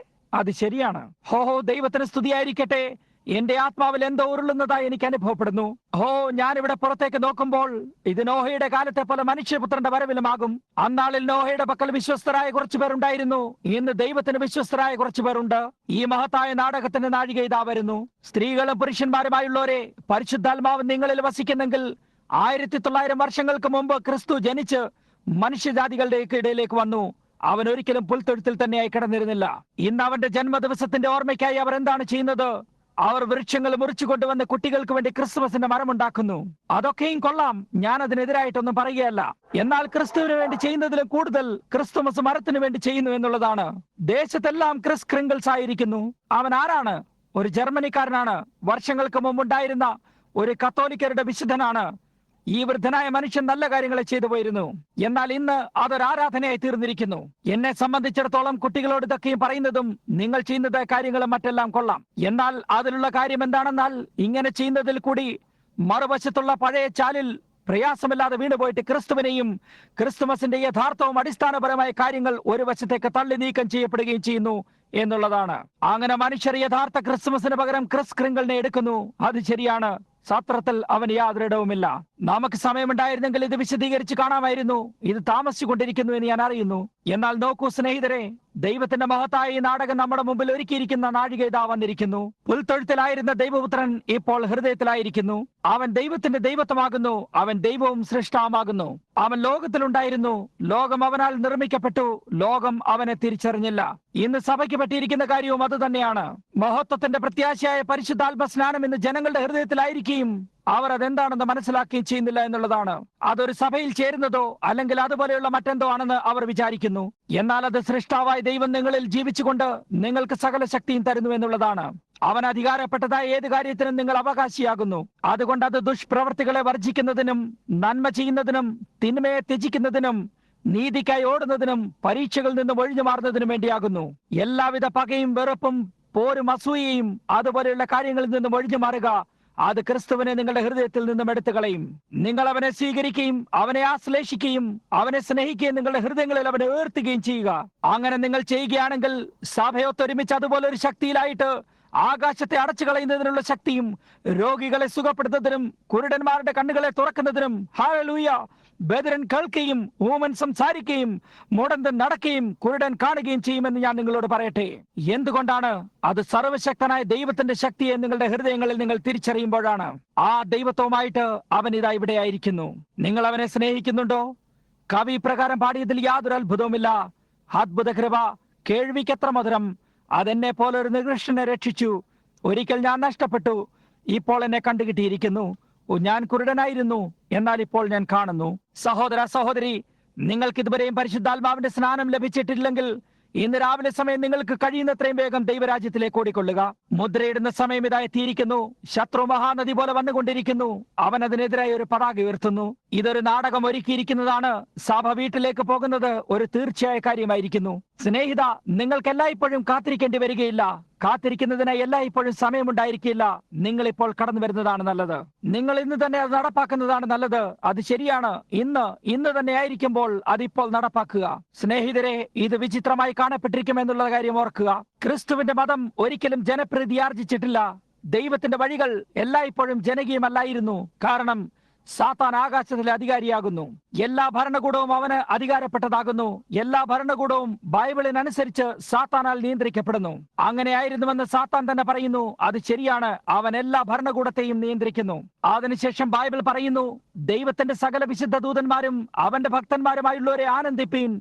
ലോകരാജ്യത്വം നമ്മുടെ കർത്താവിനും അവന്റെ ക്രിസ്തുവിനുമായി തീർന്നിരിക്കുന്നു. അവൻ എന്നേക്കും വാഴും. സാത്താൻ അവനെ ഒരു മലയുടെ മുകളിൽ കൊണ്ടുചെന്ന് ലോകത്തിലുള്ള സകല കാര്യങ്ങളെയും സകല രാജ്യങ്ങളെയും അവനെ കാണിച്ചിട്ട് പറഞ്ഞു, ഇതെല്ലാം എന്റേതാണ്, ഞാൻ നിനക്ക് തരാം. യേശു അവനോട്, സാത്താനെ, എന്നെ വിട്ടു പോക എന്ന് പറഞ്ഞു. അവനത് കാര്യമാക്കിയിരുന്നില്ല. യേശു പറഞ്ഞു, എന്റെ രാജ്യത്വം ഐഹികമായിരുന്നെങ്കിൽ എനിക്ക് ലഗ്യോനിലും അധികം ദൂതന്മാരെ വിളിക്കാൻ കഴിയുമായിരുന്നു. എന്നാൽ എന്റെ രാജ്യം ഐഹികമല്ല, എന്റെ രാജ്യം സ്വർഗത്തിലാകുന്നു. അവൻ പറഞ്ഞു, ദൈവരാജ്യം നിങ്ങളിലാകുന്നു. അതേ കാരണത്താൽ ലഗ്യോനും ശക്തിയും വിശുദ്ധ ദൂതന്മാരുടെ പിന്താങ്ങലും ഹല്ലേലൂയ ഇന്ന് രാവിലെ സമയം ക്രിസ്തുവിന്റെ ദിവ്യത്വത്താലും പരിശുദ്ധാത്മാവിന്റെ സ്നാനത്താലും നിങ്ങളിലായിരിക്കുന്നു. അതെ ശ്രീമാൻ, ഇന്ന് രാവിലെ നിങ്ങൾ ആരാകുന്നു? ക്രിസ്തു യേശു ആരാകുന്നു? നിങ്ങൾ അവനെ അനുവദിക്കുന്നിടത്തോളം അവൻ നിങ്ങളിലാകുന്നു. അവൻ ഇന്ന് നിങ്ങളിൽ കൂടി നീങ്ങുന്നതിനായിട്ട് നിങ്ങളുടെ ഉള്ളിൽ കടക്കാൻ ആഞ്ഞു ശ്രമിച്ചു കൊണ്ടിരിക്കുന്നു.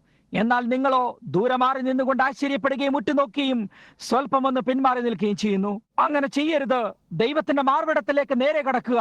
ആ നാഴിക എവിടെയായിരിക്കുന്നു? ഹല്ലേലൂയ. ഞാൻ അവനെ എത്ര സ്നേഹിക്കുന്നു. ഈ വരുന്ന ദിവസങ്ങളിൽ ഒന്നിൽ അവൻ വരും. ഞാൻ അവനെ കാണുവാൻ ആഗ്രഹിക്കുന്നു. നിങ്ങൾ ആഗ്രഹിക്കുന്നില്ലേ? ഞാൻ അവനെ കാണാൻ ആഗ്രഹിക്കുന്നു. നാം അവനെ കാണുമെന്ന് ഞാൻ വിശ്വസിക്കുന്നു. നിങ്ങൾ വിശ്വസിക്കുന്നില്ലേ? ഇപ്പോൾ അവൻ ഇവിടെ ആയിരിക്കുന്നു. അവന്റെ ശക്തി ഇവിടെ പ്രവർത്തിച്ചു കൊണ്ടിരിക്കുന്നു. എന്താണ് ജനങ്ങളെ കരയുവാനും ഒച്ചവെച്ചുകൊണ്ട് പോകാനും ഇടയാക്കുന്നത്? എന്താണ് കാര്യം? അത് പരിശുദ്ധാത്മാവ് അവരിൽ പ്രവർത്തിക്കുന്നതാണ്. അവർ അത് മനസ്സിലാക്കിക്കൊണ്ട് അവനെ ആശ്ലേഷിക്കുക മാത്രം ചെയ്തിരുന്നെങ്കിൽ, പരിശുദ്ധാത്മാവിനെ ആശ്ലേഷിക്കുക, അവനെ വിശ്വസിക്കുക, നിങ്ങളുടെ മാർവിടത്തിലേക്ക് അവനെ ആലിംഗനം ചെയ്യുക, ശരിയായി ജീവിക്കുക, അവനെ തടയുന്നതായി യാതൊന്നും ചെയ്യരുത്. അവനോട് പറയുക, ഓ കർത്താവായ യേശുവേ, എനിക്ക് നിന്നെ ആവശ്യമായിരിക്കുന്നു. നീ എന്റെ അടുക്കൽ നിൽക്കാൻ ഞാൻ ആഗ്രഹിക്കുന്നു.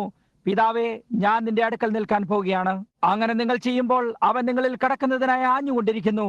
അവൻ അവിടെ ആയിരിക്കുന്നതിന് ആഗ്രഹിക്കുന്നു. അവൻ എല്ലായ്പ്പോഴും നിങ്ങളെ അവങ്കിലേക്ക് അനുനയിക്കുന്നു. ഇപ്പോൾ സ്നേഹിതരെ, അത് സത്യമാണെന്ന് ഞാൻ അറിയുന്നു. നിങ്ങൾ ആരാണെന്ന് ജനങ്ങൾ മനസ്സിലാക്കുന്നില്ല എന്ന് എനിക്കറിയാം. ഇവിടെ സന്നിഹിതരായിരിക്കുന്ന ഓരോ വ്യക്തിക്കും പാപത്തിന് മേലെ പാപം കൂടാതെ ദൈവത്തിൽ ജീവിക്കാൻ കഴിയും. നിങ്ങൾ തെറ്റ് ചെയ്യും, എന്നാൽ ക്രിസ്തുവിന്റെ രക്തം നിങ്ങളോട് ക്ഷമിക്കും. പിതാവേ, ഇവരോട് ക്ഷമിക്കണമേ, ഇവർ ചെയ്യുന്നത് എന്താണെന്ന് ഇവർ അറിയുന്നില്ലല്ലോ. അത് ശരിയല്ലേ?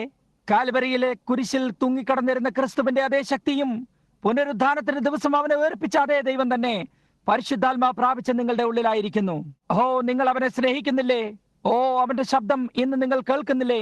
നിങ്ങളുടെ മാർവിടത്തിലേക്ക് അവനെ അടുപ്പിച്ചിട്ട് പറയുക, കർത്താവായ യേശുവേ, ഞാൻ ഇതുവരെയും സ്വല്പം വ്യത്യസ്തനായിരുന്നു, എന്നാൽ ഈ ക്രിസ്മസിന്റെ നാൾ തൊട്ട് നീ ഇപ്പോൾ ആരാകുന്നുവെന്ന് ഞാൻ മനസ്സിലാക്കുന്നു. ഒരിക്കൽ ഞാൻ നിന്നെ പുൽത്തൊഴുത്തിൽ കിടക്കുന്ന ഒരു ശിശുവായി ആരാധിച്ചിരുന്നു.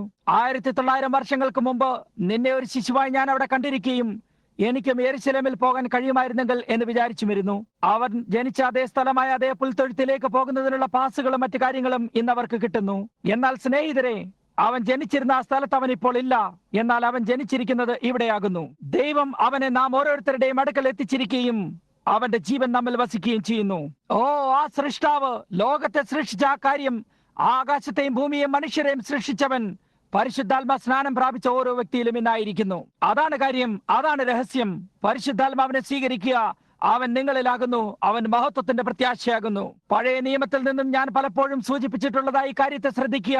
ഒരു ഉടമ്പടി ഉണ്ടാക്കുമ്പോൾ ഒരു മൃഗത്തെ രണ്ടായി കീറിയിട്ട് അതിന്മേൽ അത് ഉറപ്പിച്ചിരുന്നു. ഈ ഉടമ്പടിക്ക് തമ്മിൽ ഒരുമിച്ച് വരേണ്ടതായിട്ടുണ്ട്. അവ രണ്ടും തമ്മിൽ താരതമ്യപ്പെട്ടിരിക്കണം. ഇന്ന് ദൈവം ഒരു ഉടമ്പടി ഉണ്ടാക്കിയിരിക്കുന്നു. അത് നിങ്ങൾ നല്ലവനോ, നിങ്ങൾ ഒരു സഭയിൽ ചേർന്നത് കൊണ്ടോ, സമൂഹത്തിൽ ഒരു നല്ല പദവിയിലുള്ളവനായതുകൊണ്ടോ അല്ല. നിങ്ങൾക്ക് അത്രമാത്രം നല്ലവനാകാനും ഒരു വൃത്തിയായ ജീവിതം നയിക്കാനും എല്ലാ ദിവസവും പള്ളിയിൽ പോകാനും എല്ലാ ദിവസവും ബലി കഴിക്കാനും കഴിയും. നിങ്ങളുടെ സമ്പത്തിന്റെ ഒരു ഭാഗം കൊടുക്കാനും ലോകത്തിലുള്ള സകല പാപങ്ങളെയും ഉപേക്ഷിച്ച് കളയാനും നിങ്ങൾക്ക് കഴിയാവുന്നിടത്തോളം സത്യസന്ധനായും വിശ്വസ്തനായും ജീവിക്കാൻ കഴിയും.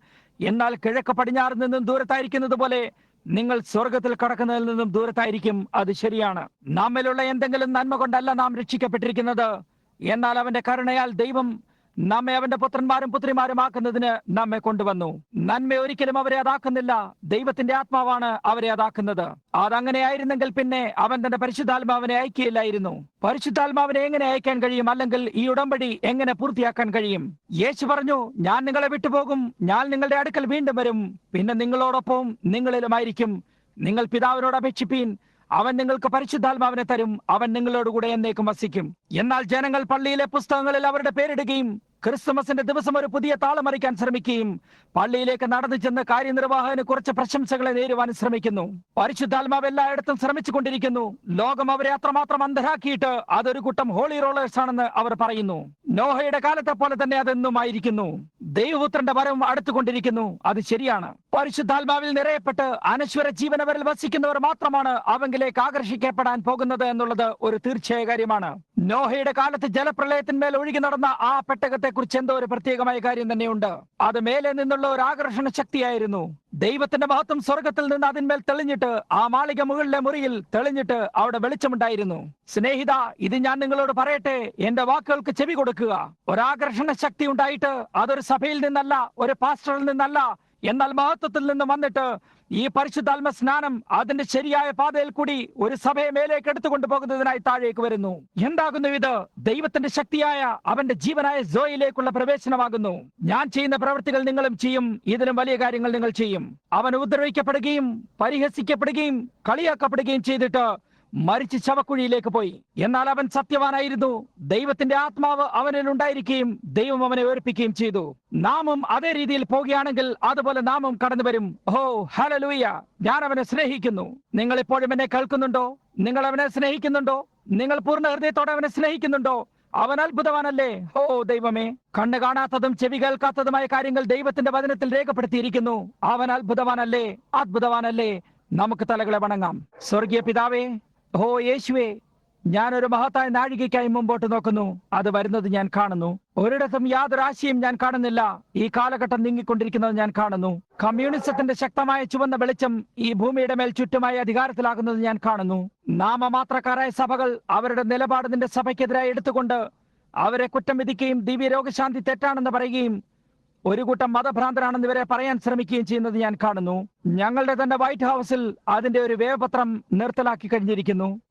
എന്നാൽ ദൈവമേ, കഴിഞ്ഞ ദിവസം അവിടെ ഇരുന്നുകൊണ്ട് വിശുദ്ധന്മാരായി ജനങ്ങളെ നോക്കുമ്പോൾ അവരെല്ലാവരും ദൈവത്തിന്റെ ശക്തിയാൽ ഉജ്ജ്വലിക്കപ്പെട്ടിട്ട് അവരുടെ മുഖത്തേക്ക് നോക്കിയപ്പോൾ ദൈവത്തിന്റെ മഹത്വം കാണപ്പെട്ടിരുന്നു. എബ്രായ മക്കൾ തീച്ചൂളയിലായിരുന്നത് പോലെ അവർക്ക് കഴിയുമായിരുന്നു. ഞങ്ങൾ ഒരിക്കലും മുട്ടുകുത്തുകയില്ല. ഇല്ല, ഞങ്ങളുടെ ദൈവം ഞങ്ങളെ വിടുവിക്കാൻ കഴിവുള്ളവനാണ്.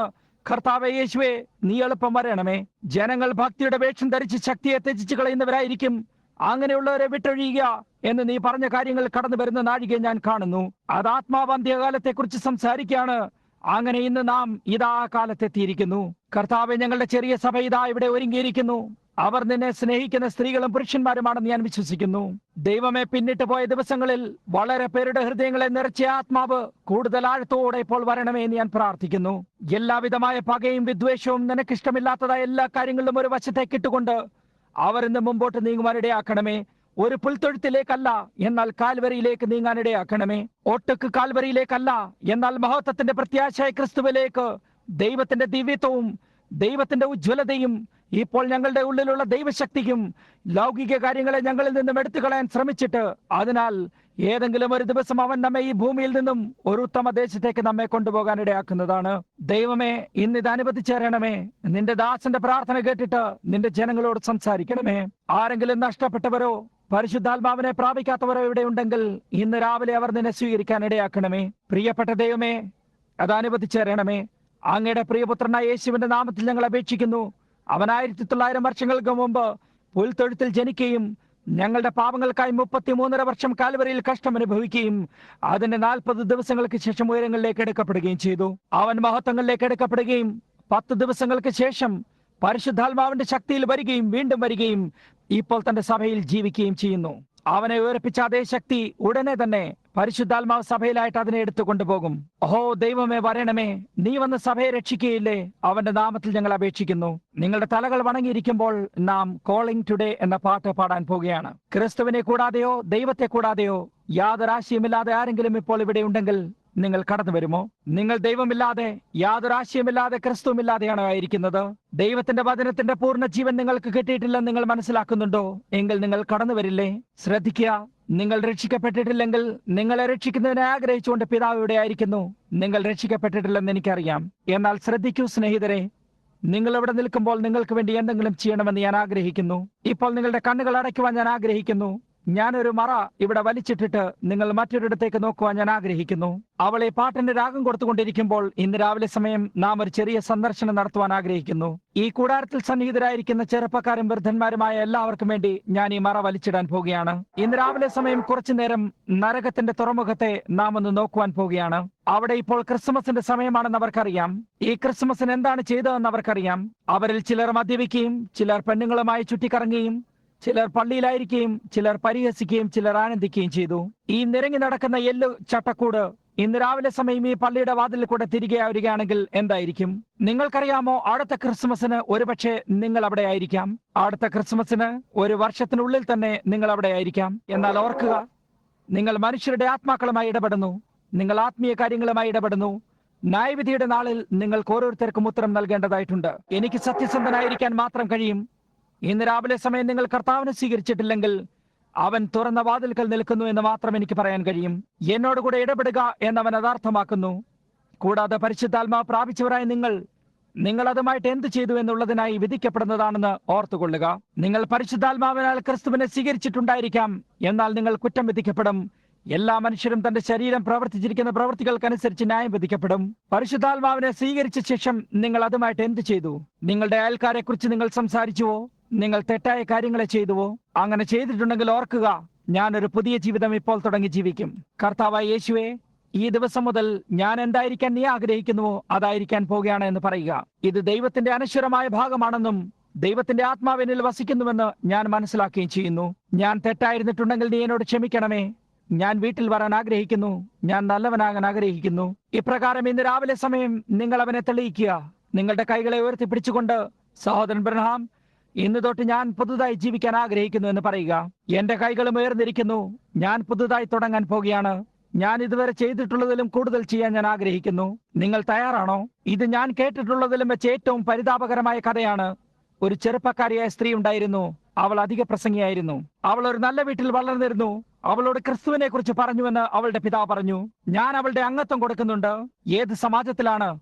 കാരണം അവൾ അത്തരം വർഗത്തിൽപ്പെട്ട ജനങ്ങളുമായി ഇടപെടാൻ പോവുകയാണ്. ഓർക്കുക, ഒരു സമാജത്തിൽ നിങ്ങളെ തന്നെ നിങ്ങൾക്കും ഒന്നിലധികം ഭാര്യാഭർത്താക്കന്മാരെ പ്രാപിക്കുന്ന ഒരു കാര്യത്തിലേക്ക് നിങ്ങളെ അഴിച്ചുവിടാൻ കഴിയും. എന്നാൽ അവൾക്ക് ഏറ്റവും നല്ല വിദ്യാഭ്യാസമാണ് കിട്ടിയിട്ടുള്ളത്. അങ്ങനെ ആ സമാജത്തിലേക്ക് പോയി ഈ നല്ല വർഗ്ഗക്കാരായ മനുഷ്യരോടൊപ്പം അവൾ ഇടപെടാൻ തുടങ്ങിയപ്പോൾ മരണം അവിടെ പ്രഹരിച്ചു. ഏതോ തരത്തിൽപ്പെട്ട ഒരു ഹൃദയരോഗമായിരുന്നു. അവൾ മറ്റെവിടെയോ പോയിരുന്നു. ഇന്ന് രാവിലെ നിങ്ങൾ ഏത് വഴിയാണ് പോകുന്നത്? നിങ്ങൾ എന്തിനു വേണ്ടിയാണ് സ്വപ്നം കാണുന്നത്? നിങ്ങൾ ഏതു തരത്തിൽപ്പെട്ട കൂട്ടത്തിലാണെന്ന് ഞാൻ കാര്യമാക്കുന്നില്ല. ഈ വരുന്ന ദിവസങ്ങളിൽ ഒന്നിൽ നിങ്ങൾ ഓരോരുത്തരും നിത്യത്തിലേക്ക് പോകുവാൻ പോവുകയാണ്. എന്നാൽ ക്രിസ്തുവില്ലാതെ, പരിശുദ്ധാത്മാവ് കൂടാതെ നിങ്ങളുടെ പ്രാണൻ നഷ്ടപ്പെട്ടിരിക്കുന്നു. അത് ഓർത്തുകൊള്ളുക. പരിശുദ്ധാത്മാവിനാൽ ക്രിസ്തുവിനെ സ്വീകരിക്കാതെ നിങ്ങൾക്കതുമായി കണ്ടുമുട്ടാൻ സാധ്യമല്ല. അവൻ നിങ്ങളുടെ ഉള്ളിലാണെങ്കിൽ അവൻ ദൈവശക്തിയാകുന്നു. അതിനാൽ ജീവിക്കുക. അവൻ ദൈവം നിങ്ങളുടെ ഉള്ളിലാകുന്നു. നിങ്ങൾ ദേവന്മാരാകുന്നുവെന്ന് ബൈബിൾ പറയുന്നു. അതെന്റെ മേലാകുന്നു. ഓ ദൈവമേ, നീ നിന്നെ തന്നെ ദൈവമാക്കുന്നുവെന്ന് പരീശന്മാർ യേശുവിനോട് പറഞ്ഞു. നിങ്ങളുടെ ന്യായപ്രമാണത്തിൽ നിങ്ങൾ ദേവന്മാരാകുന്നുവെന്ന് എഴുതിയിട്ടില്ലേ എന്നവൻ ചോദിച്ചു. അവൻ മോശയെ ഫറവോന്റെ മേൽ ദൈവമാക്കി. അവൻ നിങ്ങളെ ജനങ്ങളുടെ മേൽ ദൈവമാക്കിയിരിക്കുന്നു. അത് ശരിയാണ്. അങ്ങനെ ഇന്ന് രാവിലെ നിങ്ങൾ ദൈവത്തിന്റെ എഴുതപ്പെട്ട ലേഖനങ്ങളാകുന്നു. നിങ്ങളുടെ ജീവൻ ദൈവത്തിന്റെയും നിങ്ങൾ പരിശുദ്ധാത്മാവിനെ വഹിക്കുകയും ചെയ്യുന്നു. ഇവിടെ ശ്രദ്ധിക്കുക സ്നേഹിതരെ,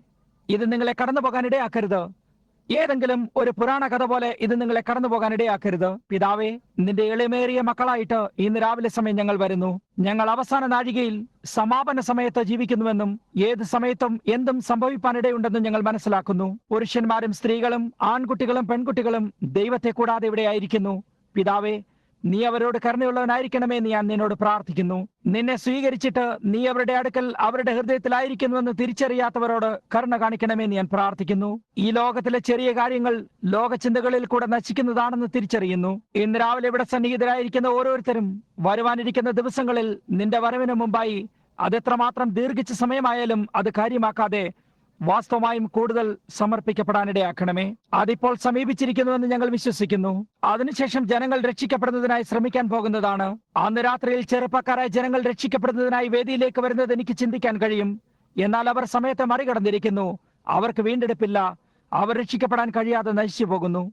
അവർക്ക് വേണ്ടി ഇപ്പോൾ സമയമുണ്ടായിരിക്കെ നീ അവരെ ഓരോരുത്തരെയും അനുഗ്രഹിക്കണമെന്ന് ഞാൻ പ്രാർത്ഥിക്കുന്നു. അങ്ങനെ അവർ നിന്നെ ഇന്ന് സ്വീകരിക്കാൻ ഇടയാക്കണമേ. യേശുക്രിസ്തുവിന്റെ നാമത്തിൽ അപേക്ഷിക്കുന്നു. ആമേൻ. നമുക്ക് എഴുന്നേറ്റ് നിൽക്കാം. എത്ര പേർ പൂർണ്ണ ഹൃദയത്തോടെ അവനെ സ്നേഹിക്കുന്നുണ്ട്? അവനോട് സ്വല്പം കൂടി അടുത്തായിരിക്കാൻ നിങ്ങൾ ആഗ്രഹിക്കുന്നില്ലേ? എങ്കിൽ സ്വല്പം കൂടി അവനെ സ്നേഹിക്കുക. ഇന്ന് രാവിലെ സമയം നമ്മുടെ കൈകളെ അവങ്കിലേക്ക് ഉയർത്തിയിട്ട് നാം എല്ലാം സമർപ്പിക്കുന്നു എന്ന പാട്ട് നമുക്ക് പാടാം. നിങ്ങൾ അങ്ങനെ ചെയ്യുമോ സഹോദരി? അതിന്റെ രാഗം കൊടുക്കുക. നിങ്ങൾ വാസ്തവമായും അത് അർത്ഥമാക്കുന്നുണ്ടോ? ഓ സ്വർഗീയ പിതാവേ, ദയ തോന്നണമേ. കർത്താവെ, ഞങ്ങൾ നിന്നെ വളരെയധികം സ്നേഹിക്കുന്നു. ഈ വരുന്ന ദിവസങ്ങളിൽ ഒന്നിൽ കാഹളം മുഴക്കപ്പെടും. ഞാൻ ചിലപ്പോൾ മൈതാനത്തിൽ എവിടെങ്കിലും ആയിരിക്കും. കർത്താവെ, അപ്പോൾ ഞാൻ സഭയെക്കുറിച്ച് ചിന്തിക്കുകയായിരിക്കും.